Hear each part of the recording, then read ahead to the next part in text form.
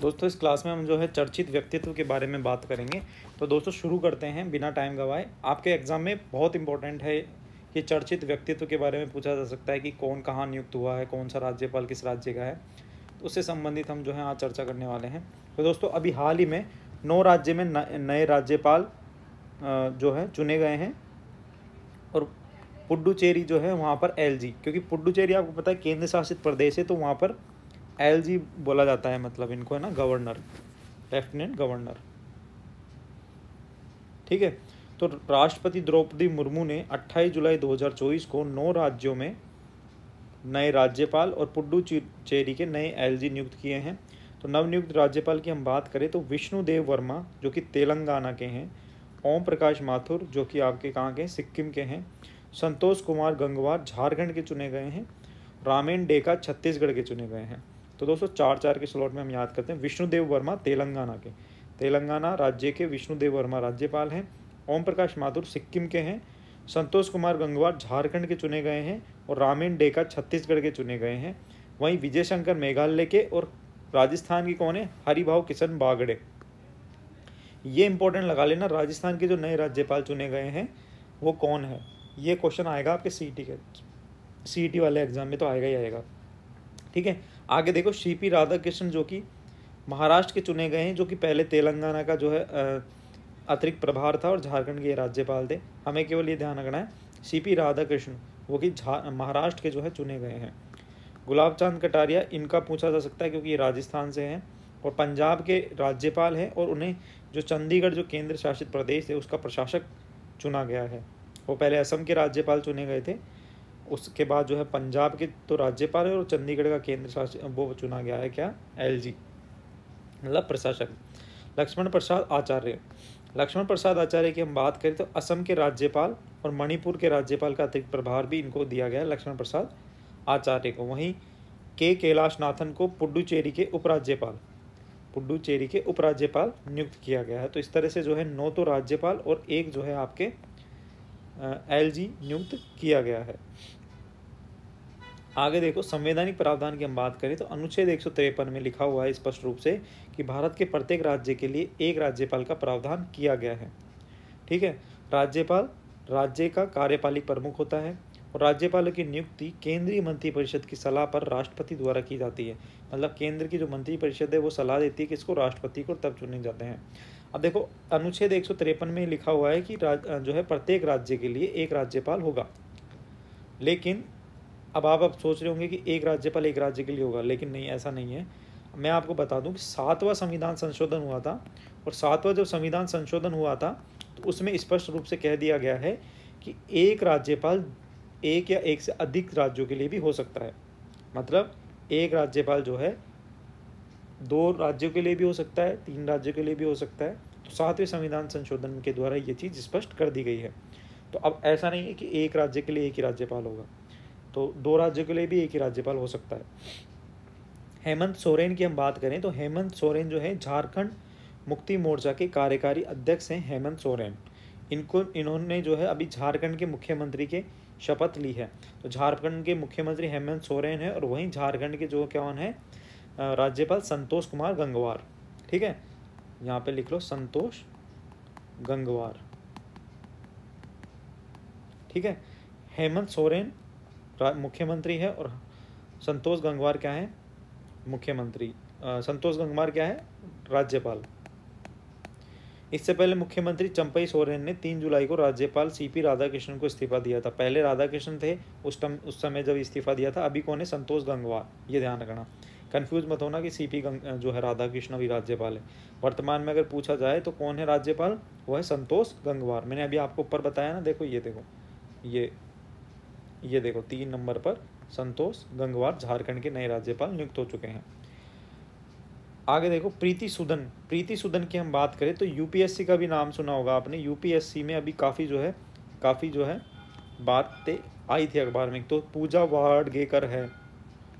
वाडगेकर इन्होंने जो है दिव्यांग का जो है फर्जी सर्टिफिकेट बना लिया था, और उसके बाद जो है इनका जो है काफ़ी विवादों में रही थी यूपीएससी। और यूपीएससी के जो चेयरमैन थे, तत्कालीन जो चेयरमैन थे, उन्होंने जो अपना इस्तीफ़ा दे दिया, और इस्तीफ़ा देने के बाद 1 अगस्त 2024 को तो प्रीति सूदन को जो है नया यूपीएससी का चेयरमैन बनाया गया है।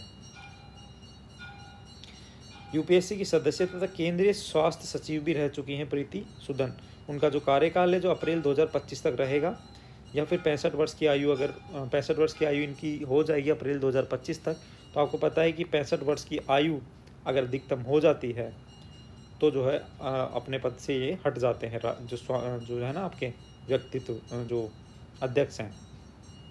इन्होंने किसका स्थान लिया? मनोज सोनी का इन्होंने स्थान लिया है। संघ लोक सेवा आयोग की हम बात करें तो ये क्या है? संवैधानिक निकाय है। संविधान में जो इसका उल्लेख लिखा है वो है 315 और 325। 315 से लेकर 323 तक जो है इसमें बात की गई है संविधान के अनुच्छेद के अंदर यूपीएससी की।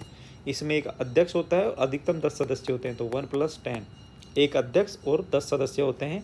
इसमें अध्यक्ष और सदस्यों की नियुक्ति जो भारत के राष्ट्रपति द्वारा की जाती है, और इनका जो कार्यकाल है वो दोस्तों 6 वर्ष का होता है। इनका कार्यकाल कितने साल का होता है? 6 वर्ष का होता है अधिकतम, या फिर अगर ये 65 साल की आयु पूरी कर लेते हैं तो जो भी इनमें से पहले होता है तो तब इनको जो है अपना इस्तीफा देना होता है। आगे देखो, एन कोटेश्वर सिंह और आर महादेवन। एन कोटेश्वर सिंह और आर महादेवन। न्यायमूर्ति एन कोटेश्वर सिंह जम्मू कश्मीर उच्च न्यायालय के मुख्य न्यायाधीश, और आर महादेवन, देखो एन कोटेश्वर सिंह जम्मू कश्मीर उच्च न्यायालय के मुख्य न्यायाधीश, मुख्य न्यायाधीश है ये, मुख्य न्यायाधीश, ठीक है। और आर महादेवन जो है मद्रास उच्च न्यायालय के कार्यवाहक मुख्य न्यायाधीश। 18 जुलाई को उच्चतम न्यायालय के न्यायाधीश के रूप में शपथ ली है, और भारत के मुख्य न्यायाधीश DY चंद्रचूड़ ने दोनों न्यायाधीशों को पद की शपथ दिलाई है। तो आर महादेवन तो मद्रास जो न्यायालय है उसके कार्यवाहक मुख्य न्यायाधीश चुने गए हैं, और जो प्रॉपर चुने गए हैं वो है जम्मू कश्मीर के एन कोटेश्वर सिंह। 2 न्यायाधीशों के शपथ ग्रहण समारोह में वर्तमान में उच्चतम न्यायालय में अधिकतम जो है संख्या 34 हो चुकी है। मतलब वर्तमान में जो है सदस्य जो संख्या, जो न्यायाधीशों की संख्या है 34 हो चुकी है, ठीक है। उच्चतम न्यायालय में न्यायाधीशों की नियुक्ति मुख्य न्यायाधीश की अध्यक्षता वाले 5 सदस्यीय कॉलेजियम सिस्टम से राष्ट्रपति द्वारा की जाती है। तो नियुक्ति की हम बात करें तो कॉलेजियम सिस्टम चलता है, आपको पता है, इतना ही वो जो है करंट अफेयर में पूछा नहीं जाएगा, लेकिन हमें जो है नॉलेज होनी चाहिए अगर हम पॉलिटी के भी स्टूडेंट हैं। तो डॉक्टर सौम्या स्वामीनाथन की हम बात करें तो डॉक्टर सौम्या स्वामीनाथन को राष्ट्रीय क्षय रोग उन्मूलन के लिए प्रधान सलाहकार नियुक्त किया गया है। क्षय रोग उन्मूलन से क्या तात्पर्य है? क्षय रोग उन्मूलन मतलब क्या होता है? जो क्षय रोग का मतलब क्या है पहले तो ये बताओ। टीबी जो होता है उसका मतलब है क्षय रोग, उसके उन्मूलन के लिए प्रधान सलाहकार नियुक्त किया गया है, और वो हैं डॉक्टर सौम्या स्वामीनाथन, डॉक्टर सौम्या स्वामीनाथन, ठीक है। तो डॉक्टर जो प्रोफेसर स्वामीनाथन विश्व स्वास्थ्य संगठन WHO के पूर्व मुख्य वैज्ञानिक भी रह चुकी हैं। तो प्रोफेसर सौम्या स्वामीनाथन WHO के पूर्व मुख्य वैज्ञानिक भी रह चुकी हैं, और भारतीय चिकित्सा अनुसंधान परिषद में महानिदेशक भी ये रह चुकी हैं, ठीक है दोस्तों। आगे देखो, गौतम गंभीर, ये नाम तो हर कोई जानता होगा, स्पेशली लड़के। गौतम गंभीर भारतीय पुरुष क्रिकेट टीम का नया कोच नियुक्त किया गया है। इन्होंने जो है राहुल द्रविड़ का स्थान लिया है, और ये जो है इस पद पर 3 साल तक रहेंगे, ठीक है। इस पद पर कब तक रहेंगे दोस्तों? 3 साल तक ये रहने वाले हैं। इससे पूर्व गौतम गंभीर 2019 से 2024 तक 17वीं लोकसभा के सदस्य भी रहे थे, मतलब ये मेंबर ऑफ पार्लियामेंट थे, सांसद थे दोस्तों। ये गौतम गंभीर 17वीं लोकसभा के सदस्य थे 2019 से 2024 तक। 2008 में इनको अर्जुन पुरस्कार दिया गया है, और 2019 में इनको जो है पद्मश्री भी मिला है। विनय मोहन क्वात्रा। विनय मोहन क्वात्रा की हम बात करें तो दोस्तों विनय मोहन क्वात्रा संयुक्त राज्य अमेरिका में भारत का अगला राजदूत नियुक्त किया गया है। वह 1988 बैच के अधिकारी हैं, और अप्रैल 2022 में विदेश सचिव भी इनको नियुक्त किया गया है। तो विनय मोहन क्वात्रा का ध्यान रखना कि USA के जो है राजदूत हैं, एम्बेसडर हैं, ब्रांड एम्बेसडर नहीं, एम्बेसडर, ठीक है। विनय मोहन क्वात्रा USA, ये ध्यान रखना। नीता अंबानी की हम बात करें तो दोस्तों नीता अंबानी को अंतर्राष्ट्रीय ओलंपिक समिति का सदस्य वापस से चुना गया है।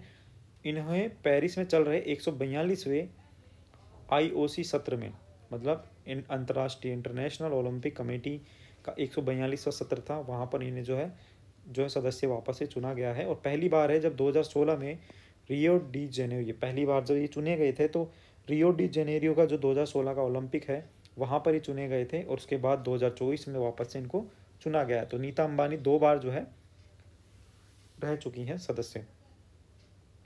और नीता अंबानी आईओसी में शामिल होने वाली भारत की पहली महिला हैं। इंपॉर्टेंट है दोस्तों, पहली महिला हैं ये आईओसी की कमेटी में शामिल होने वाली। वह रिलायंस फाउंडेशन की संस्थापक और अध्यक्ष भी हैं, आपको जैसा पता है। आगे देखो जिया राय। जिया राय की हम बात करें तो दोस्तों जिया राय इंग्लिश चैनल को सफलतापूर्वक पार करने वाली दुनिया की सबसे कम उम्र की सबसे तेज महिला पैरा स्विमर बनी है। कौन सी स्विमर? Para swimmer. तो दुनिया की सबसे कम उम्र की, 16 साल की है मात्र, इनका नाम है जिया राय, और इंग्लिश चैनल को इन्होंने सफलतापूर्वक पार कर लिया है। ये पैरा स्विमर के अंतर्राष्ट्रीय स्तर पर प्रतिस्पर्धा करती हैं और प्रधानमंत्री राष्ट्रीय बाल पुरस्कार 2022 भी इन्होंने प्राप्त किया है। इंग्लिश चैनल अटलांटिक महासागर की एक शाखा है ये, जो कि दक्षिणी इंग्लैंड और उत्तरी फ्रांस, तो दोस्तों इंग्लैंड और फ्रांस के बीच में एक जो क्या है एक चैनल है, इसको इंग्लिश चैनल नाम दिया गया है ना, तो ये ध्यान रखना, इंग्लैंड और उत्तरी फ्रांस के बीच में। केपी शर्मा ओली की हम बात करें तो दोस्तों केपी शर्मा ओली ने 15 जुलाई 2024 को नेपाल का जो है प्रधानमंत्री के रूप में शपथ ले ली है।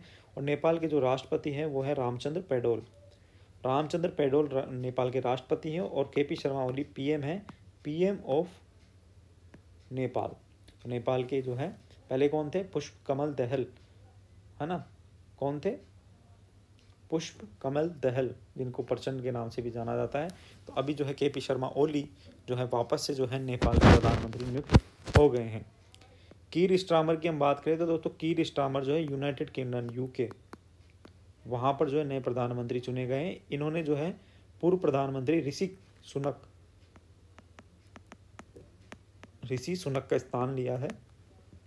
कीर स्टारमर नए प्रधानमंत्री चुने गए हैं और ये 58वें प्रधानमंत्री हैं ब्रिटेन के। कीर स्टारमर की जो है पार्टी का नाम है लेबर पार्टी, और जो इनके पहले के प्रधानमंत्री थे उनके नाम है ऋषि सुनक, जो कि कंजर्वेटिव पार्टी के थे। यूनाइटेड किंगडम की हम बात कर लें तो दोस्तों यूनाइटेड किंगडम में 2 सदन होते हैं, एक जो ऊपरी सदन होता है, एक होता है निचला सदन। तो ऊपरी सदन मतलब हमारे यहाँ पे राज्यसभा, इसको जो है राज्यसभा से हम तुलना कर सकते हैं। और निचला सदन होता है हमारे यहाँ पे लोकसभा। हमारे यहाँ राज्यसभा और लोकसभा कहा जाता है, तो इनके यहाँ कहा जाता है राज्यसभा को तो कहते हैं हाउस ऑफ लॉर्ड्स, और जो है लोकसभा को कहते हैं house of Commons. House of Commons जो है 650 सीटों वाला लोकप्रिय निर्वाचित सदन है। इस चुनाव में लेबर पार्टी ने 412 सीटों पर जीत हासिल करी है। तो इम्पोर्टेंट केवल ये ध्यान रखना, कीर स्टारमर का नाम याद रखना है आपको, और जो है कौन सी पार्टी के हैं, इतना ही पूछा जाएगा, ज़्यादा इससे पूछा नहीं जाने वाला। यूनाइटेड किंगडम की हम बात करें तो दोस्तों एक संप्रभु देश है जिसमें इंग्लैंड भी आता है, वेल्स, स्कॉटलैंड और उत्तरी आयरलैंड शामिल होते हैं। 4 देशों का ये एक क्या है, संप्रभु देश है, और 4 देश इसमें शामिल होते हैं। यूनाइटेड किंगडम की जब भी बात होती है तो यूके जिसे हम कहते हैं, इसमें 4 देश होते हैं। 4 कौन कौन से देश है? इंग्लैंड, स्कॉटलैंड, वेल्स और उत्तरी आयरलैंड। ठीक है, तो ये हमको ध्यान रखना है। मसूद पेजेश्कियान, इसकी हम बात करें तो ईरान के 9वें राष्ट्रपति चुने गए। आपको पता है ईरान में जो है अभी हाल ही में राष्ट्रपति का निधन हो गया था, तो अभी जो है ये जो इनको चुना गया। तो राष्ट्रपति क्या नाम थे? इब्राहिम रईसी। इनका जो हेलीकॉप्टर दुर्घटना में जो क्या हो गया था, निधन हो गया था। अभी जो है नए चुने गए राष्ट्रपति, उनका नाम है मसूद पेजेश्कियान। ठीक है, मसूद पेजेश्कियान। आगे देखो एंटोनियो कोस्टा की हम बात करें तो पुर्तगाल के पूर्व प्रधानमंत्री एंटोनियो कोस्टा को यूरोपीय संघ के यूरोपीय परिषद का नया अध्यक्ष चुना गया है, और वे वर्तमान अध्यक्ष बेल्जियम के चार्ल्स मिशेल की जगह लेंगे। चार्ल्स मिशेल की जगह ये लेने वाले एंटोनियो कोस्टा। पुर्तगाल के पूर्व प्रधानमंत्री एंटोनियो कोस्टा यूरोपीय संघ की यूरोपीय परिषद का नया अध्यक्ष इनको चुना गया है, और बेल्जियम के चार्ल्स मिशेल की यह जगह लेंगे। यूरोपीय संघ की यूरोपीय परिषद की हम बात कर लें तो दोस्तों 27 सदस्यीय यूरोपीय संघ का शीर्ष निकाय क्या है? यूरोपीय परिषद। यूरोपीय परिषद जो है 27 सदस्य यूरोपीय संघ का शीर्ष निकाय है, और ये यूरोपीय संघ का राजनीतिक एजेंडा तय करती है। जो अध्यक्ष हैं वो 2.5 वर्ष की अवधि के लिए, अधिकतम 2 बार इनको चुना जाता है, 2 बार इनको चुना जाता है 2.5 वर्ष की अवधि के लिए, आपको ये ध्यान रखना है। आगे देखो, यूरोपीय संघ की हम बात करें तो इसमें जो सदस्य देशों की संख्या वो 27 है और ये राजनीतिक और आर्थिक मंच है। यूरोपीय संघ क्या है दोस्तों? राजनीतिक और आर्थिक मंच है। और जो कि मास्ट्रिच संधि हुई थी 1993 में, तब ये लागू हुआ था यूरोपीय संघ, जिसको हम कहते हैं दोस्तों EU। और EU है और इसकी खुद की एक मुद्रा है, उसका मुद्रे का नाम है यूरो। तो यूरोपीय देश जो है, इसमें 27 देश जो है शामिल है। इसमें पहले जो है ब्रिटेन भी शामिल था, लेकिन ब्रिटेन अब जो है इससे बाहर हो चुका है, और उस जो बाहर होने की प्रक्रिया था उसे कहा गया है ब्रेग्जिट। ठीक है, ब्रेग्जिट कहा गया था। थोड़ा सा मैं आपको सोचा कि बता दूं। कमला हैरिस की बात करें तो दोस्तों बहुत प्रमुख और इम्पोर्टेंट नाम है आज की तारीख में, कमला हैरिस। कमला हैरिस डेमोक्रेटिक पार्टी की तरफ से, आपको पता है अमेरिका में भी राष्ट्रपति चुनाव होने वाले हैं, और अमेरिका में जो है 2 पार्टियाँ होती है, एक तो होती है डेमोक्रेटिक और एक होती है रिपब्लिक। तो डेमोक्रेटिक पार्टी की हम बात करें तो डेमोक्रेटिक पार्टी वही पार्टी है जिसमें बराक ओबामा राष्ट्रपति बने थे। तो अभी हाल ही में डेमोक्रेटिक पार्टी की तरफ से राष्ट्रपति पद के लिए अपनी उम्मीदवारी पेश करी कमला हैरिस ने। कमला हैरिस वर्तमान में क्या है? अमेरिका की उपराष्ट्रपति, अमेरिका की उपराष्ट्रपति। और कमला हैरिस जो हैं, इन्होंने डेमोक्रेटिक पार्टी की तरफ से जो है अपनी दावेदारी पेश की है। कमला हैरिस जो है संयुक्त राज्य अमेरिका की पहली महिला उपराष्ट्रपति भी हैं, इम्पोर्टेंट है। और कमला हैरिस दोस्तों भारतीय मूल की हैं, इम्पोर्टेंट है, भारतीय मूल की हैं, इसलिए हमारे लिए भी जो है गर्व की बात है। कमला वर्तमान में कैलिफोर्निया में सीनेटर, भारतीय अफ्रीकी मूल की है ये नेता हैं, और ये पूर्व राष्ट्रपति डोनाल्ड ट्रंप की रिपब्लिकन पार्टी के उम्मीदवार हैं।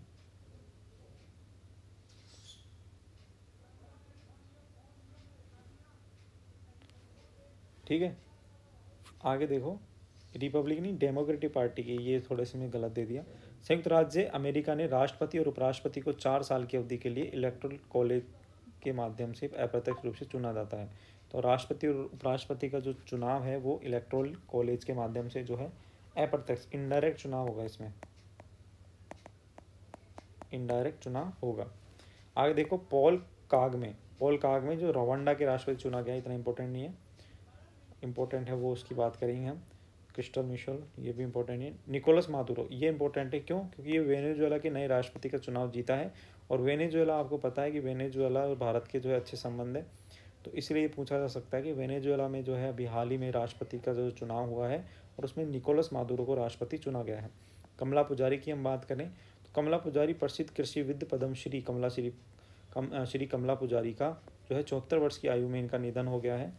तो पद्मश्री थी और ये पद्मश्री विजेता थे, और इनका जो है कटक में, उड़ीसा में इनका क्या हो गया दोस्तों? निधन हो गया है। इस्माइल एहियन, ये भी इंपॉर्टेंट नहीं है। गेफ्यून फू ट्रोंग, ये थोड़ा सा ध्यान में रखना। गुयेन फू ट्रोंग मतलब बैम्बू डिप्लोमेसी की हम बात कर रहे हैं। अब बैम्बू डिप्लोमेसी क्या होती है? तो गुयेन फू ट्रोंग जो हैं वियतनाम के राष्ट्रपति हैं, इनका हाल ही में निधन हो गया है, और इन्होंने एक पॉलिसी चलाई थी, उस पॉलिसी का नाम है बैम्बू डिप्लोमेसी। बैम्बू डिप्लोमेसी का मतलब क्या है? देखो, बैम्बू मतलब बांस, बांस जो होता है, बांस होता है लचीला, उसको कितना ही मोड़ लो टूटता नहीं है। तो बांस की तरह लचीला होना है कि, और लचीले रहते हुए हमें अधिक से अधिक मित्र बनाने और शत्रुओं की संख्या कम करनी है। मतलब जितना झुका जा सकता है उतना झुक जाओ और अपने दोस्त बनाओ, और शत्रु बिल्कुल मत बनाओ। ये बैम्बू डिप्लोमेसी है। ठीक है, तो ये थोड़ा सा आपको ध्यान रखना है। और ये जो है हमारा जो करंट अफेयर है, इसमें जो महत्वपूर्ण व्यक्तित्व हैं जुलाई के संबंधित, वो हमने देख लिए हैं, और नेक्स्ट जो क्लास है हम उसमें बहुत सारी चीज़ें और देखेंगे। तो आपका जो करंट अफेयर है, और टेंशन मत लेना, CET में जो है आपका जो है करंट अफेयर ज़्यादा पूछा नहीं जाने वाला। आपको जो इम्पोर्टेंट, एक तो मैंने आर्थिक समीक्षा क्लास मैंने करा रखी है, तो वहाँ से जो है आप सारी चीज़ें देख सकते हैं। करंट अफेयर जो है पूछा जाएगा, तो आपको जनवरी से मैंने जो सारी क्लासें करा रखी है वहाँ से लेके अभी तक का पूछा जाएगा, जुलाई तक का। तो हमने जुलाई तक का करंट अफेयर कर भी लिया है, हमारी जो है 3 से 4 क्लासें हो चुकी है, और यहाँ से ही आएगा। अगस्त से और सितंबर से ज़्यादा पूछे जाने वाला नहीं है, क्योंकि दोस्तों बजट से जो है महत्वपूर्ण क्वेश्चन आने वाले हैं। ठीक है, इतना कोई डेवलपमेंट राजस्थान में हुआ नहीं है कि वहाँ से जो करंट अफेयर बन जाए। ये नियुक्तियाँ वगैरह पूछा जा सकता है, तो मैंने आपको ये बता दिए। ठीक है दोस्तों, तो मिलते हैं नेक्स्ट क्लास में। अभी के लिए इतना ही, धन्यवाद। चैनल को जरूर सब्सक्राइब कर लेना, वीडियो को लाइक कर देना।